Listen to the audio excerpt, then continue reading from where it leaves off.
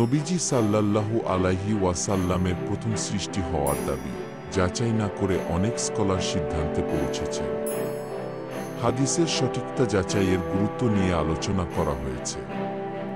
তাদের ভুল সিদ্ধান্ত মুসলিম উম্মাহকে বিভ্রান্ত করতে পারে। আল্লামা সুয়ুতী লিখেছেন, সৃষ্টিজীবের মধ্যে নবীজি সাল্লাল্লাহু আলাইহি ওয়াসাল্লামের সর্বপ্রথম সৃষ্টি হওয়া, নবুয়তপত্তিতে তার প্রাধান্য এবং তার ব্যাপারে অন্য নবীদের থেকে প্রতিশ্রুতি গ্রহণ করার বৈশিষ্ট্য সম্পর্কিত অধ্যায়।